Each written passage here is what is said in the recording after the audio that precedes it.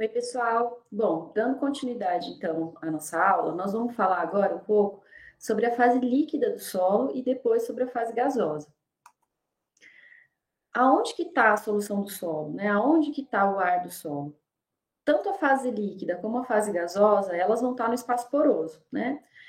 Que é formado nesses espaços entre as partículas. Então, se a gente olhar esse agregado aqui, notem, tá, gente, que eu estou mostrando um agregado de 1 centímetro. Então, é um agregado bem pequenininho. Se a gente olhar bem para ele, a gente consegue ver os espaços aqui, né? E também tem espaços aqui que a gente não está vendo, que são os espaços entre as argilas do solo, né? Então, é nesse espaço, né, que a gente pode ver dentro do agregado, que a gente pode ver entre os agregados aqui nessa foto, né, onde vai residir tanto a solução do solo como o ar do solo. Como a gente comentou no primeiro vídeo, a proporção de água e de ar, ela é variável, né? Por quê? Porque depende muito do momento. Então, às vezes acabou de chover e a gente está com o solo saturado, isso significa que a gente está com o solo com os poros cheios, né? E à medida que o tempo vai passando, essa água vai, por gravidade, né? A maior parte dela vai sendo perdida, né? Bom, e do que é constituída essa solução? A solução do solo, ela vai ter íons, ela vai ter materiais dissolvidos, às vezes a matéria orgânica dissolvida, né, formando complexos, como a gente viu no vídeo sobre a água, né? Ela vai ter partículas de argila que vão estar ali, né, também. Na verdade, gente, quando a gente usa o termo solução do solo, talvez não fosse o termo mais correto, né? O termo mais correto talvez fosse suspensão de solo. Por quê? Porque a gente tem nessa fase partículas sólidas junto. Então, não é só líquida, né? A gente tem partículas de argila ali no meio. E aí, por isso que talvez fosse mais correto usar o termo suspensão. Mas a gente vai tratar indistintamente aqui, tá? Como solução do solo, água do solo, né?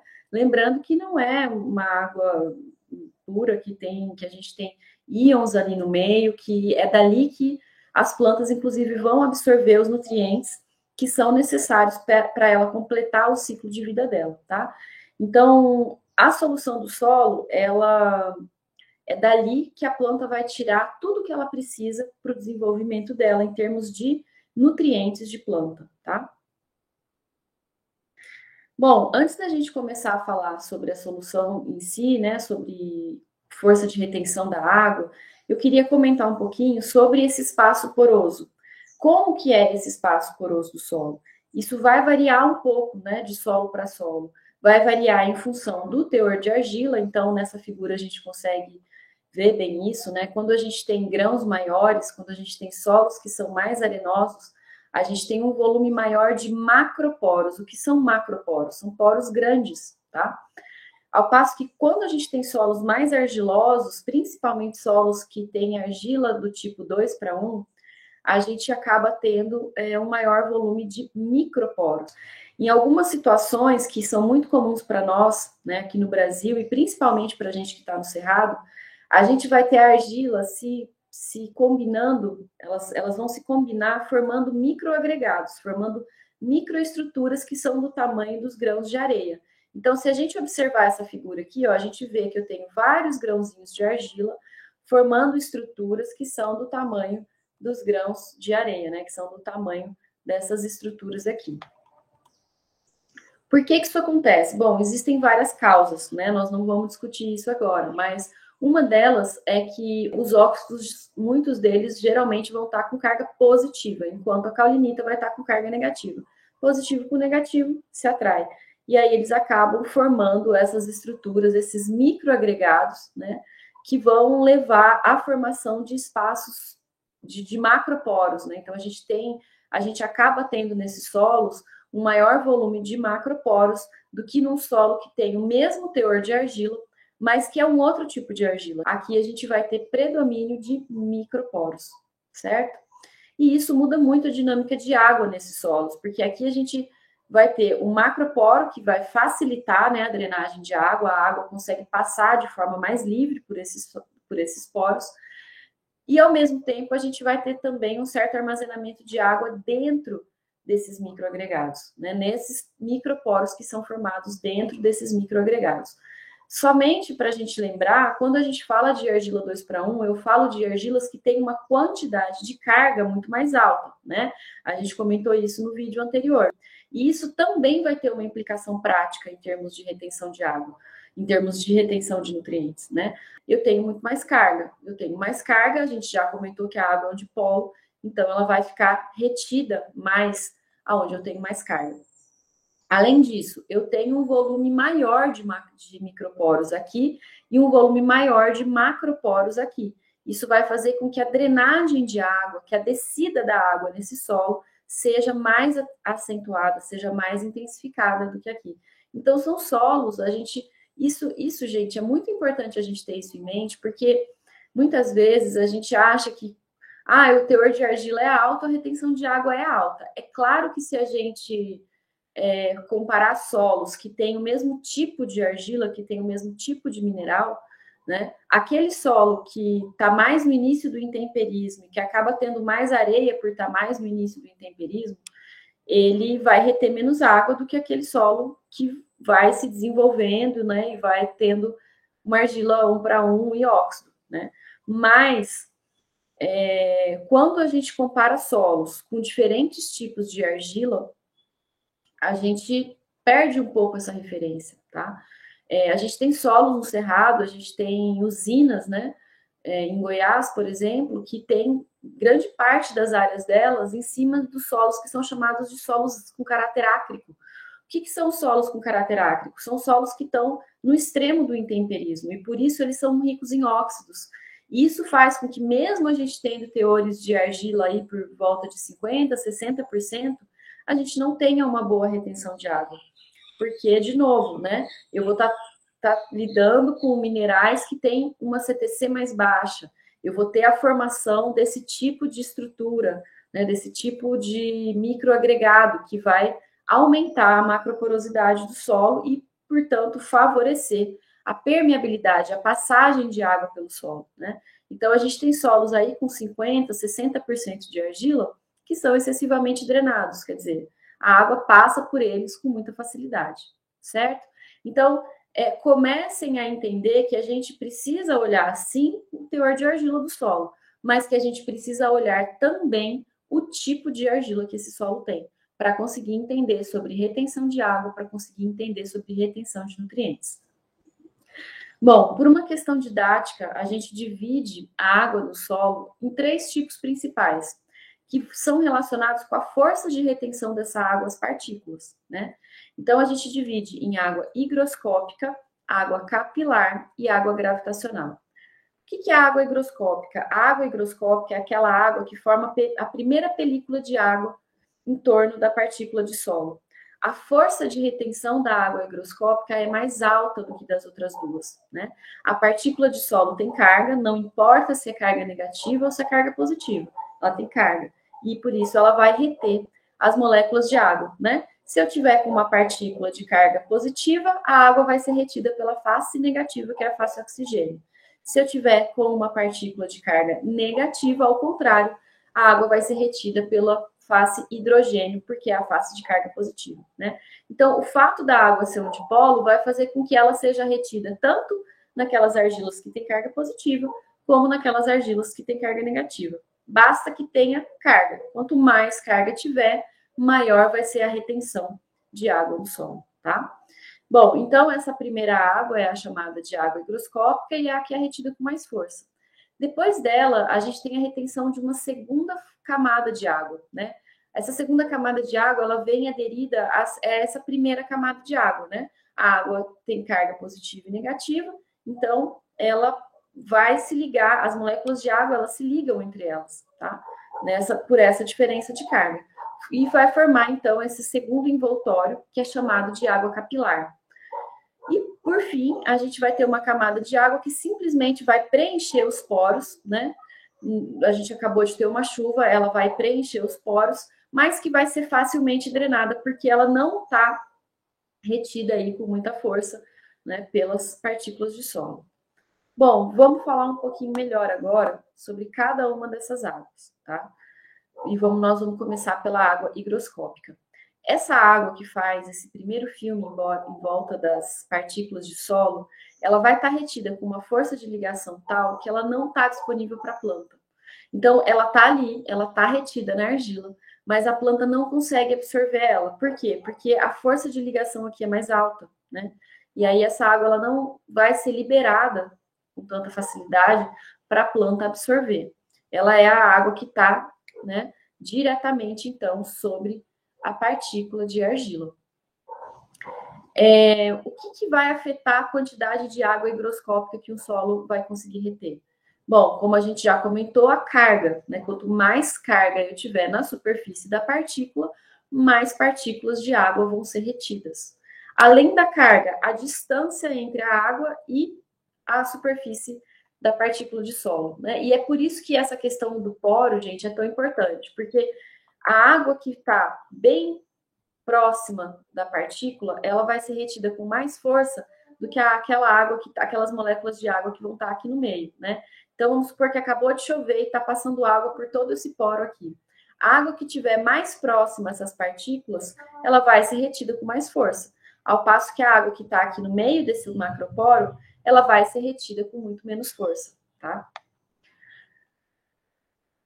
Voltando, né? Então, e aí a gente já comentou, mas vamos reforçar que as argilas 2:1, elas têm mais carga, elas vão ter mais carga e por isso elas vão ser capazes de reter quantidades maiores de água, né?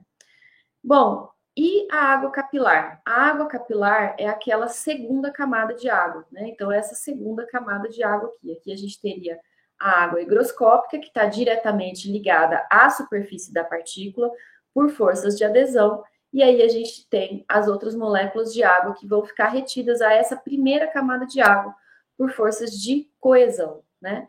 Essa água, gente, é a principal fonte de água para as plantas, tá? Por quê? Porque ela vai permanecer no solo por mais tempo do que a água gravitacional, que é a próxima que a gente vai comentar, porém ela não vai estar retida com tanta força. Então, ela fica mais disponível para a planta à medida que a planta precisa. Bom, a água capilar, ela muitas vezes a gente pode ter um movimento ascendente dessa água. Então, o solo começa a secar, então vamos imaginar que deu uma chuva, né? O solo ficou todo molhado, e aí começa a secar a superfície do solo. E aí pode haver uma ascensão da água. Por quê? Porque nos poros, isso vai acontecer quanto mais fino for o poro. As moléculas de água, elas vão se aderindo à parede dos poros e vão subindo, igual a gente vê quando a gente coloca um canudo no líquido, né? E se a gente colocar um canudo muito largo, a ascensão é muito menor. No solo acontece o mesmo fenômeno. Então, se a gente tem um solo que o horizonte de cima é mais arenoso, esse movimento ascendente de água vai ser muito menor. E isso tem uma importância prática para nós agrônomos, né? Quando eu estou aqui, né? Quando eu estou em solos que tem mais microporos e a gente consegue ter esse movimento ascendente de água, o suprimento de água para a planta vai ser facilitado, né? Ao passo que quando eu estou naquele solo que é mais arenoso, que a gente não tem tanto esse movimento de ascensão capilar da água, é possível que a planta ela sinta o déficit hídrico, né, mais rápido do que ela sentiria nessa situação aqui. Bom, vamos falar agora, por fim, da água gravitacional. Essa é aquela água que se movimenta de forma livre, né, devido à força da gravidade. Então, choveu, a gente teve a formação da água higroscópica, da água capilar e também dessa água gravitacional que vai estar aí ocupando mais os macroporos. Só que depois de 2 ou 3 dias da chuva, essa água já desceu, ela já foi embora. Ela é drenada com mais facilidade, né? É uma água que é disponível para a planta? Sim, é uma água que é disponível para a planta. Porém, ela é perdida muito rápido. Então, é por isso que a gente diz que ela não tem tanta importância como fonte de como fonte de água para as plantas, né? A fonte principal de água para as plantas é a água capilar, né? Não é a água higroscópica pela força de retenção, não é a água gravitacional porque ela é drenada com muita facilidade. existem algumas situações, né, onde isso é um pouquinho diferente. Às vezes a gente tem algum solo que tem uma camada de impedimento em subsuperfície, né? Ou pelo próprio processo de formação dele, a gente vai ver isso mais para frente, quando a gente estiver falando sobre os processos de formação dos solos. Tem alguns solos que tendem a formar uma camada mais adensada em subsuperfície, e isso vai favorecer a retenção de água gravitacional, né? E nesses solos, essa água pode ser mais importante para o suprimento de água para as plantas, sim. Mas, de forma geral, é uma água que é drenada com maior facilidade, que é drenada muito rápido e acaba não sendo tão importante, né, para fazer esse fornecimento de água para as plantas. E aqui só mostrando que à medida que a gente aumenta o volume de macroporos do solo, a gente aumenta essa descida, né, da água, a gente aumenta o que a gente chama de permeabilidade do solo. Bom, quando a gente fala em retenção de água no solo, é muito importante a gente entender dois conceitos, que são o ponto de murcha permanente e a capacidade de campo.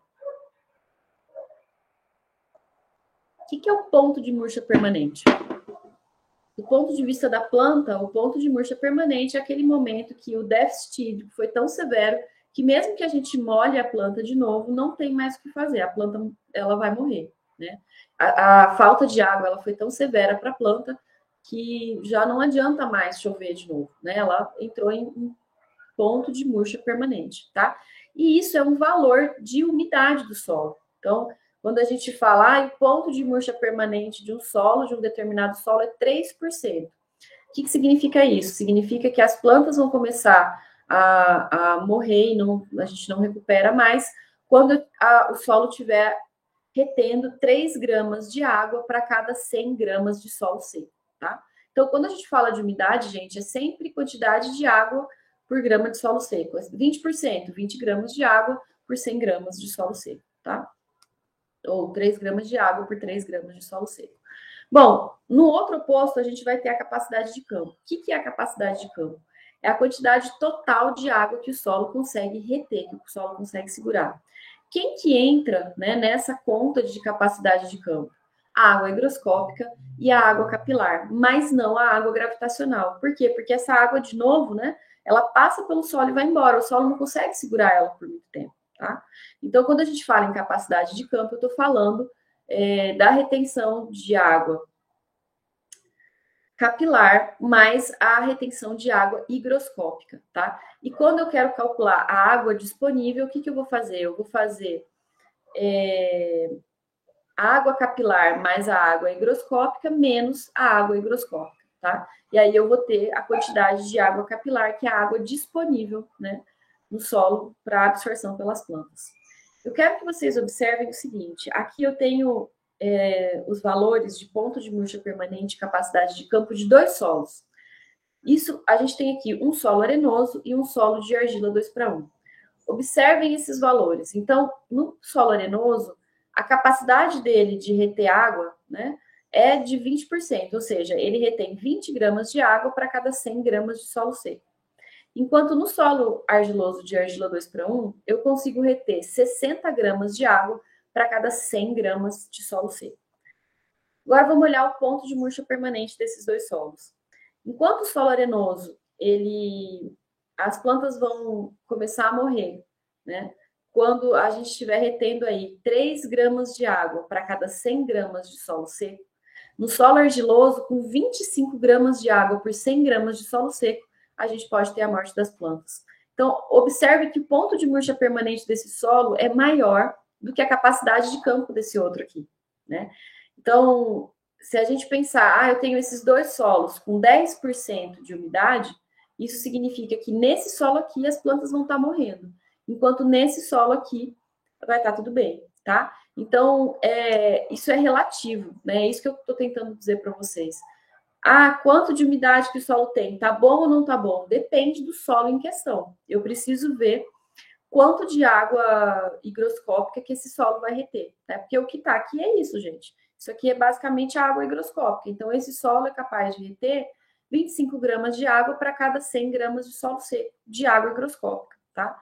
E só depois disso, ele vai começar a deixar a água disponível para a planta, né? Mas, no final, quando a gente pensa em água disponível, né, na diferença que eu tenho da umidade na capacidade de campo para o ponto de murcha permanente, o que a gente observa é que no solo de argila 2:1, a gente tem mais água disponível para a planta, né?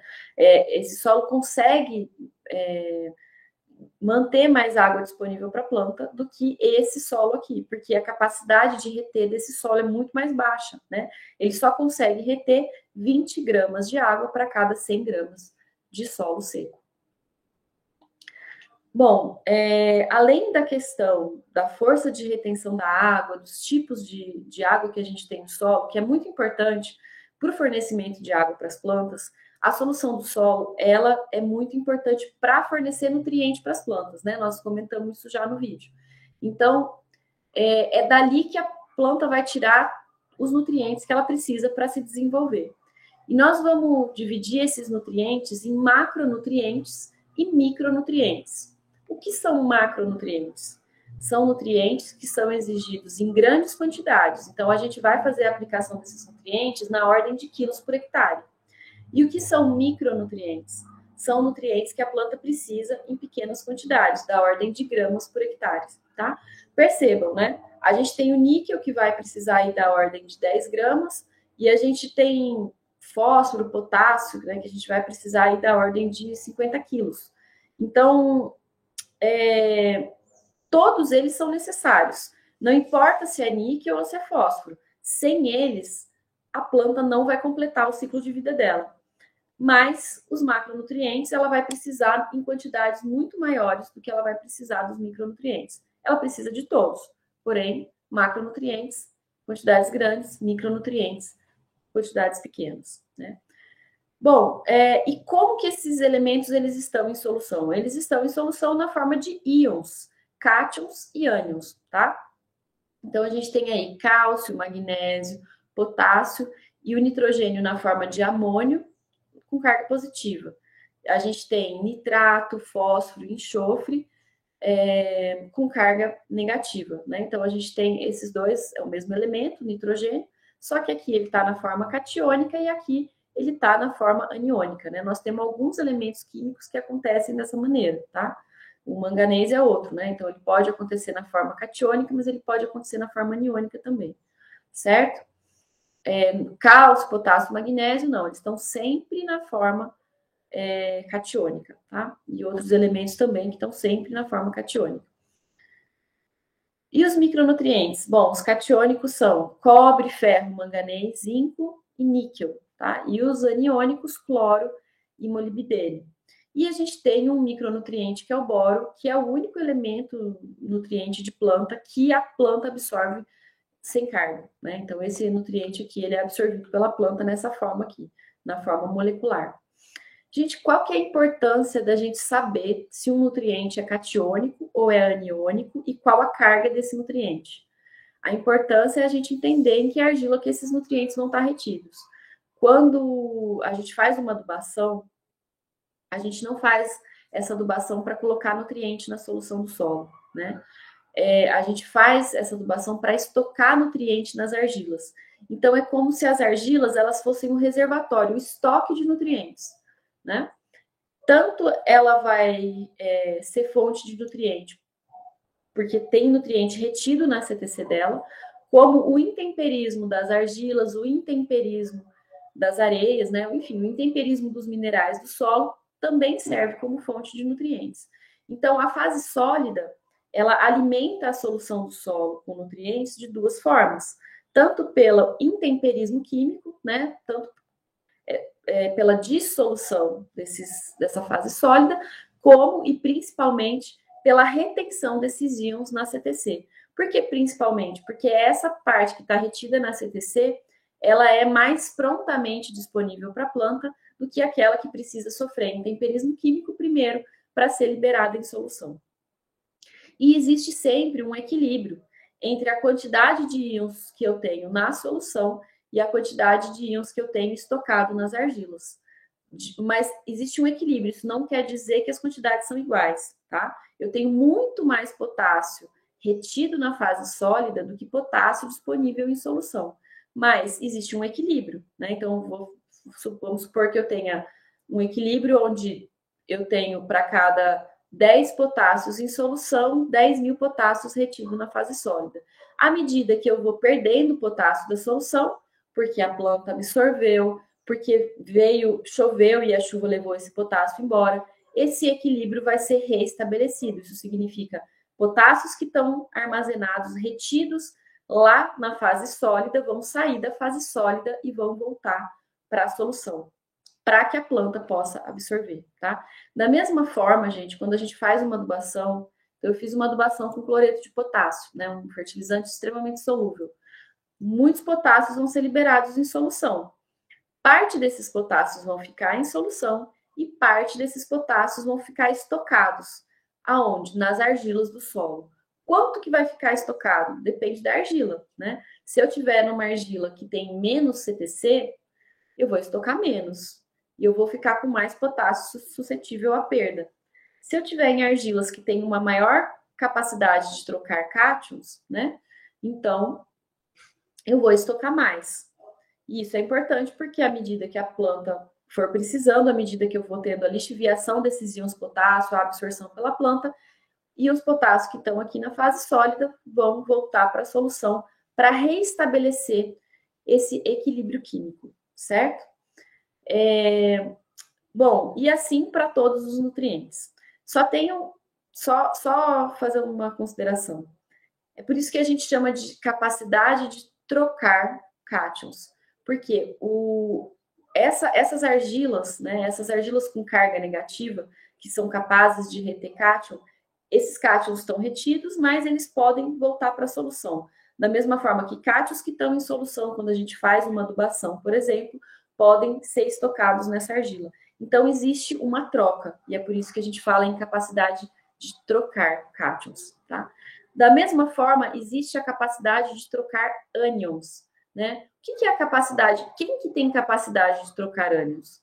Quem tem carga positiva. Então, aquelas argilas, né, óxidos, principalmente, que desenvolvem carga positiva. Elas vão ser capazes de reter ânions, né? E esses ânions, eles podem estar retidos ali, mas se a ligação for iônica, eles podem voltar para a solução do solo, certo?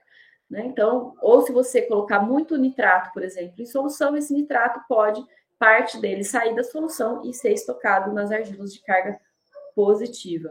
Sulfato, a mesma coisa, tá? O fósforo, gente, não é bem assim. Por quê? Porque o fósforo, ele é um elemento químico que vai fazer ligação covalente com as argilas. Então, a força de retenção é mais alta. Isso vai, não é regra, né? Depende um pouco de quanto tempo faz que a gente aplicou, mas com o tempo a gente pode ter o desenvolvimento de uma ligação covalente entre a partícula de carga positiva e o fósforo. Isso vai fazer com que ele não esteja trocável, né? Ou seja, ele está retido ali. Se faltar fósforo para a planta, ele não vai voltar para a solução do solo, tá? É por isso que nos solos de cerrado, que são solos muito intemperizados, né? Claro que a gente não pode generalizar, mas o cerrado é uma região onde tem solos muito intemperizados, não são todos, mas onde a gente encontra solos num grau muito avançado de intemperismo. Esses solos, eles podem ter uma capacidade muito alta de reter fósforo, né? E a gente consegue observar que é muito comum a gente recomendar doses mais elevadas de fósforo nesses solos do que a gente recomenda no sul do Brasil, do que a gente recomenda em São Paulo, Minas, às vezes, né? Naquelas regiões onde os solos não são tão intemperizados. Minas tem regiões que têm solos altamente intemperizados, com caráter ácrico, né? Que é aquele solo que está mais no final do intemperismo, mas a gente também tem solos menos intemperizados. Então, quando a gente pensa nos solos que são mais intemperizados, esses solos vão ter uma capacidade de reter fósforo mais alta do que solos menos intemperizados. E por isso eles acabam exigindo uma dose um pouco mais elevada de fósforo, né? Então, quando a gente olha os guias de recomendação de adubação do cerrado e compara eles com os guias de recomendação do sul do Brasil, de São Paulo, a gente pode ver que a gente acaba praticando doses um pouco mais elevadas de fósforo, tá? E isso tem muita relação com essa retenção do elemento químico de forma covalente, tá? Bom, então percebam, a gente precisa conhecer a carga dos nutrientes para entender como vai ser a retenção. Preciso conhecer o sinal da carga. É carga positiva? É carga negativa? A gente precisa saber qual é o tipo de ligação química que ele faz com a argila. Estou fazendo ligação covalente porque se eu estiver fazendo ligação covalente, a disponibilidade dele para a planta vai ser menor, né? É o caso do fósforo. Eu preciso saber a valência desse elemento. Então, quem vai ficar retido, quem vai ficar mais retido no solo?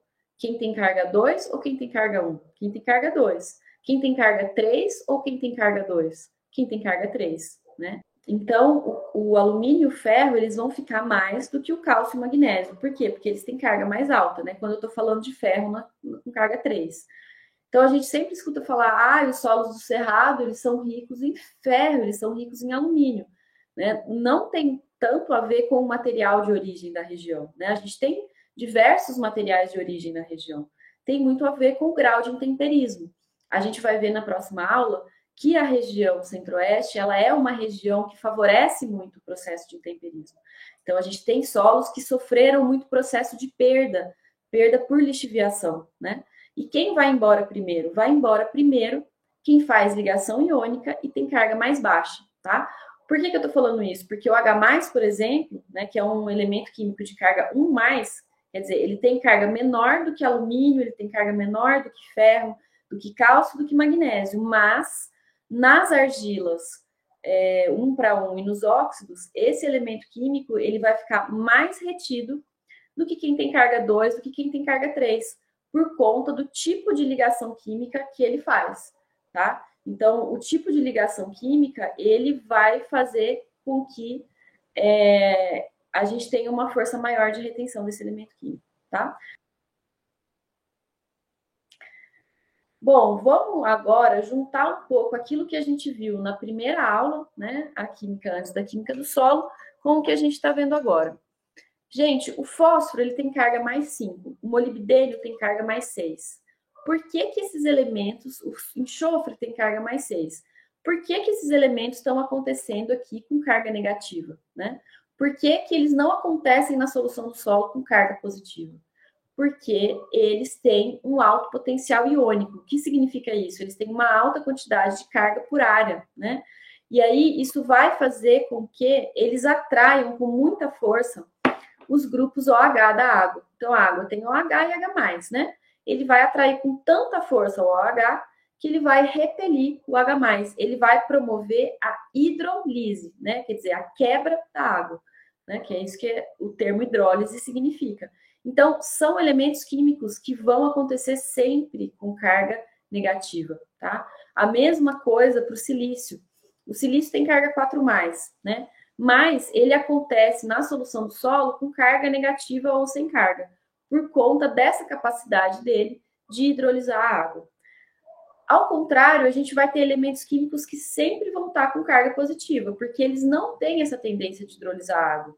É o caso do cálcio, é o caso do potássio, do magnésio, né? Do zinco. A gente não encontra eles com carga negativa, porque eles não têm tendência de hidrolisar a água. Tem a hidratação, eles atraem moléculas de água por processo de hidratação, mas eles não têm um alto potencial iônico, então eles não vão promover essa separação da molécula de água que vai deixar o nutriente, o elemento químico, com carga negativa. E a gente tem elementos químicos que têm um potencial iônico intermediário, né? É o caso do ferro, é o caso do alumínio. Esses elementos químicos, se eles vão estar com carga 3+, ou se eles vão estar ligados a hidroxilas, vai depender muito dos valores de pH do solo, né? Então, isso é tão importante para nós agrônomos que o alumínio ele é um elemento que ele é tóxico para as plantas quando ele está presente em grandes quantidades.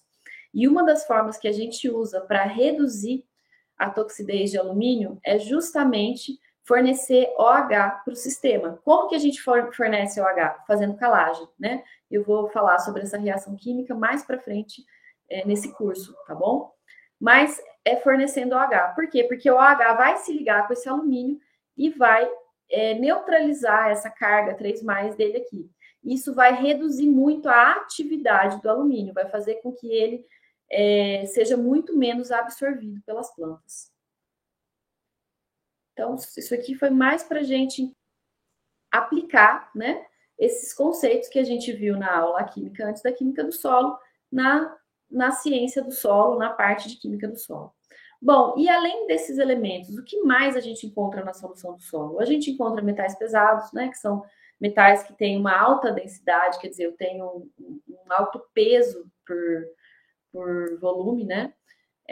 Cádmio, chumbo, mercúrio, além dos micronutrientes cobre, manganês, zinco e níquel, que são também metais pesados. Eles são nutrientes essenciais para as plantas, que são chamados de micronutrientes, mas eles são também metais pesados. E além disso, a gente tem outros cátions, então OH e H+, super presente, super importante, né, para a dinâmica desses elementos químicos aí no sistema. A gente vai ver isso um pouco mais para frente.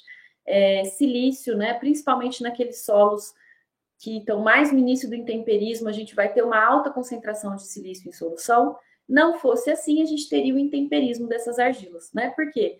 Porque as argilas do início do intemperismo são argilas mais ricas em silício, são argilas com 2 lâminas de tetraedro de silício para uma lâmina de octaedro de alumínio. Ao passo que, à medida que o intemperismo avança, eu vou formando argilas com uma lâmina de tetraedro de silício para uma lâmina de octaedro de alumínio, e depois óxidos que não têm silício. Então, a gente tem uma perda de silício do sistema à medida que o intemperismo avança, né? E aí, também, à medida que o intemperismo avança, a gente vai tendo uma menor concentração de silício em solução, certo? Ácido carbônico também, né? Um ânion que está sempre presente aí na solução do solo, que é muito importante, além de gases dissolvidos, então CO2, amônia, né? Oxigênio, nitrogênio. Bom, então, antes de finalizar essa fase líquida do solo, eu gostaria de comentar sobre a concentração de íons em solução à medida que o intemperismo avança, né? Um pouco mais para frente, a gente vai ver isso, que à medida que o intemperismo avança, a gente vai tendo uma menor concentração de íons em solução, né? Os minerais do início do intemperismo, eles são minerais geralmente mais solúveis. O que significa isso? Que eles vão manter níveis mais altos de íons em solução. Eu tenho a fase sólida, então, por exemplo, né, NaCl. O NaCl ele pode ser uma fração sólida e ele se divide em Na e Cl. Gente, a gente só vai ter NaCl num solo muito, muito pouco intemperizado, numa região uma região árida, tá? Assim como boratos, né? O deserto do Atacama, por exemplo, ele tem muito borato de sódio, são sais assim bem solúveis. Eles só estão presentes ali realmente porque tem muito pouca chuva, né? Mas à medida que vai tendo água nesses ambientes, esses sais eles se dissolvem e alimentam a solução com íons, certo? E eles vão manter uma concentração de íons mais alta em solução do que aqueles minerais que são menos solúveis. À medida que o intemperismo avança, que a gente vai tendo a formação de caulinita, a formação de óxidos, né? A gente vai formando minerais que são menos solúveis. Isso significa que eles vão manter índices mais baixos de íons em solução. Então, a concentração de íons em solução, ela aumenta à medida que a gente tem solos menos intemperizados, né?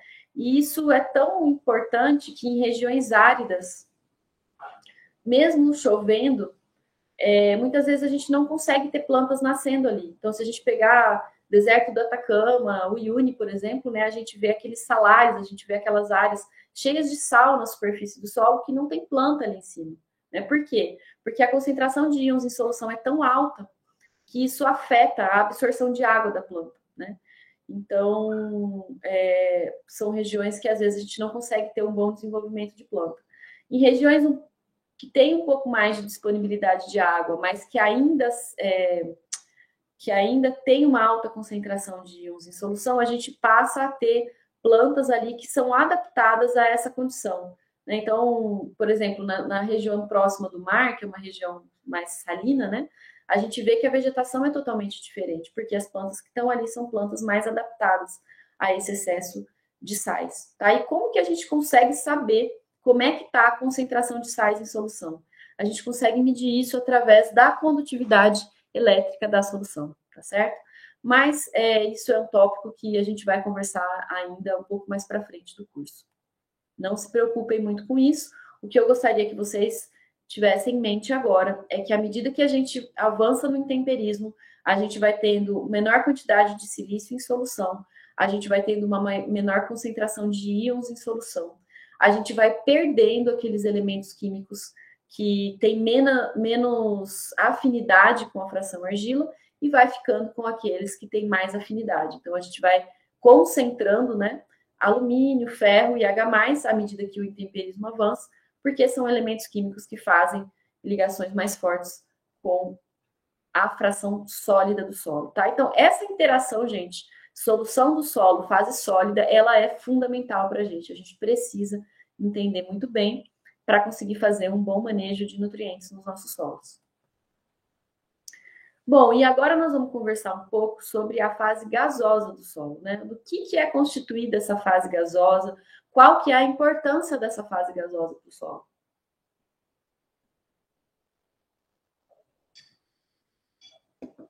Bom, para que a gente tenha o processo de respiração aeróbico, a gente precisa de oxigênio, né? E da onde que os micro-organismos que estão no solo, da onde as raízes que estão no solo, da onde a fauna do solo vai tirar esse oxigênio? Do ar do solo, né? Que tem uma composição muito semelhante à composição do ar atmosférico. Então, se a gente olhar a constituição do ar do solo e do ar atmosférico, a gente vê que eles vão ser, é muito semelhante. O que muda? Muda a proporção. Então, enquanto o ar atmosférico ele tem uma quantidade menor de gás carbônico, o ar do solo ele tem uma quantidade maior de gás carbônico. E proporcionalmente, o ar do solo tem uma quantidade menor de oxigênio. Por que isso acontece? Né? Por que o ar do solo ele é mais rico em gás carbônico do que o ar atmosférico? Por que o ar do solo tem uma concentração menor de oxigênio do que o ar atmosférico?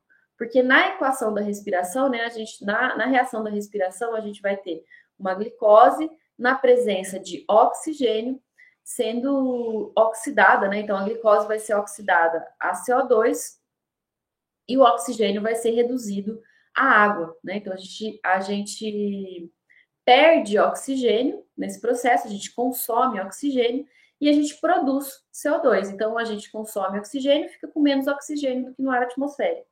E libera CO2, ficando com uma concentração, então, um pouco maior de CO2 no ar do solo em comparação ao ar atmosférico, né?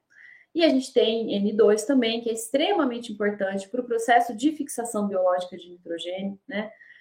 Nas leguminosas, esse N2, ele vai, principalmente na soja, né, contribuir com quantidades muito grandes de nitrogênio para as plantas, tá? Muitas vezes a gente faz uma adubação muito pequena, né, muito menor. Normalmente na soja, a adubação nitrogenada, ela é uma dose muito menor do que naquelas culturas que não fazem essa simbiose para fixação biológica do nitrogênio. Bom, então a gente já comentou que à medida que vai tendo um processo respiratório, a gente vai tendo um consumo de oxigênio e vai tendo uma liberação de CO2. Mas existe uma tendência de renovar esse ar novamente, né? Como? Por processo de difusão. Então, o CO2 que vai sendo gerado aqui, ele vai ser liberado para a atmosfera, ele vai sair do ambiente onde ele está mais concentrado para o ambiente onde ele está menos concentrado. E da mesma forma, o oxigênio vai entrar também por difusão, do ambiente onde ele está mais concentrado para o ambiente onde ele está menos concentrado. Então, embora a gente vá tendo esse consumo de oxigênio, se o solo ele tiver uma boa aeração, não vai faltar oxigênio para a respiração. Por quê? Porque vai tendo a renovação desse ar. Então, vai tendo novamente a entrada de oxigênio e vai tendo também a saída do CO2. O que vai afetar essa taxa de difusão? Vai o volume de poros, né? Então, a gente vai ter, naqueles solos onde a gente tem um volume maior de macroporos, essa renovação do ar, ela tende a ser mais rápida, né? Favorecer, então, mais aí o processo de respiração, que é um processo de decomposição, tá, gente? Então, quando a gente pensa em matéria orgânica do solo, por exemplo, se a gente aplicar 100 quilos de matéria orgânica na forma de resíduo de planta, por exemplo, 90% vai ser perdido na forma de CO2. Por quê? Porque os micro-organismos que estão no solo vão usar esse material no processo de respiração.